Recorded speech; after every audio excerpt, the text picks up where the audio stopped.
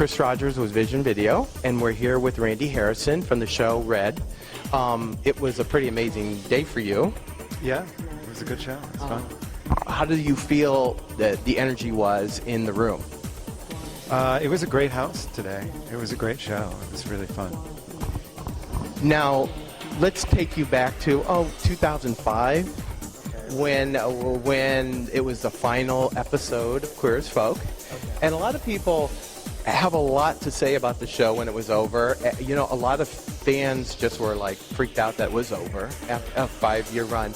But I want to take you to the first season, final episode. Did you know when you were going to cover an event like bullying, like you did in that final episode? Did you ever think that that was going to be something way before its time, before bullying even became what it is now? Yeah, I mean, I knew it was an issue. I think it's not that it wasn't an issue then, it's just that people unfortunately weren't talking about it as much. And I knew it was a reality even then. Do people still come to you about that episode and discuss that with you? Not often. Not often. People, I mean, Queer as Folk has gotten pretty in the past, so it's not that often people come to me about it. So do people still talk to you about the show? Is there a chance there's ever going to be a reuniting of the cast? I think we might. I mean, there's never going to be more Queer as Folk made, but I think the cast might all get together this summer in Germany. They're throwing some big sort of reunion conference thing that I think we're all planning to be at if it ends up working out. And that'll be the first time since we wrapped that we've all been together. You've really become a role model for the youth. I mean, you were really like the only role model for the youth at the time when that show was developed. I mean, that's kind of like really important. You mean me or the character of Justin? Well, you and the character, because at the time you were a big activist. Even when the cameras shut down, when everything, when it shut down for production, you were out there on top of everything.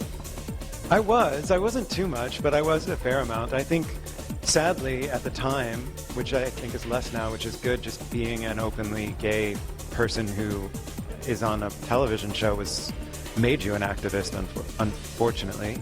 And I, wanted to not be ashamed, and I felt there was such an obvious need for representation that I had to sort of fill a vacuum that was there that hopefully is less intense now, that there's more actors who are open. So let's move to 2006. You found an organization called the Arts Bureau. Can you tell me something about that? Yeah, the Arts Bureau, I started in 2006 with some friends. It was really just a collaborative environment. It was a group of artists, different designers, directors, actors, writers, who we would create projects that ended up being a lot of photography, some short films, some video. We initially thought we'd produce theater, which actually never ended up happening. We did a few readings. Yeah. So where do you see now? Well, from what I've seen and on the internet, and Wikipedia has this big article about you.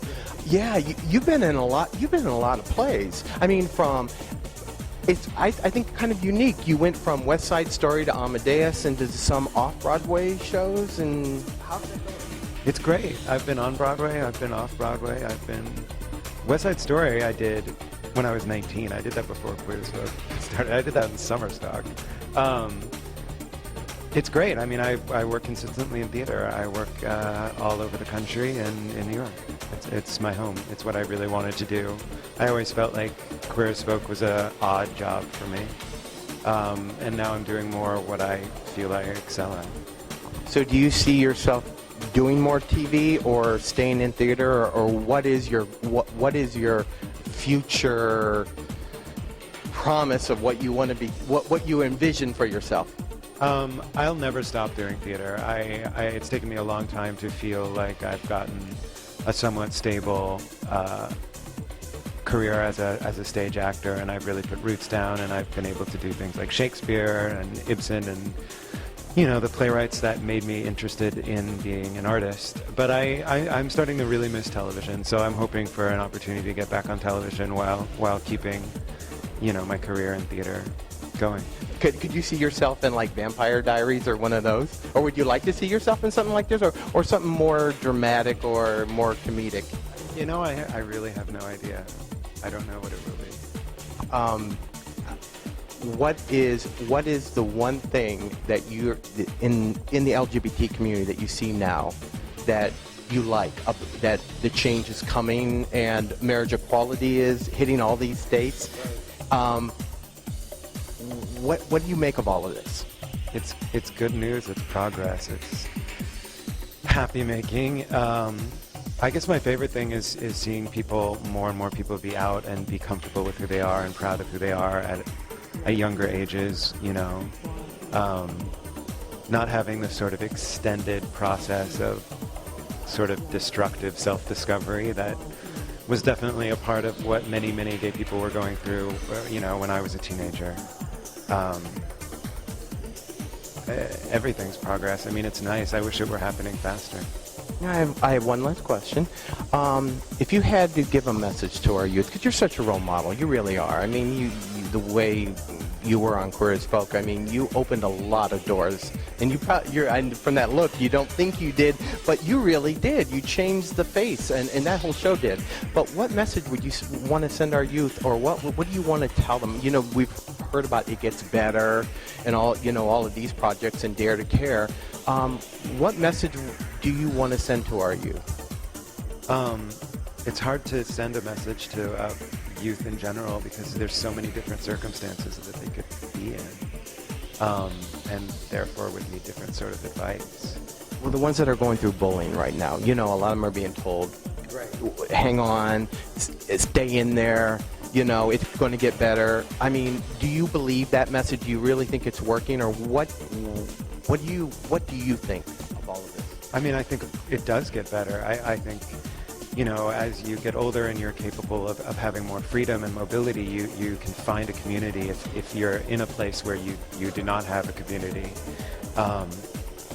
as you get older and more autonomous, you can find people who love you and care about you and accept you.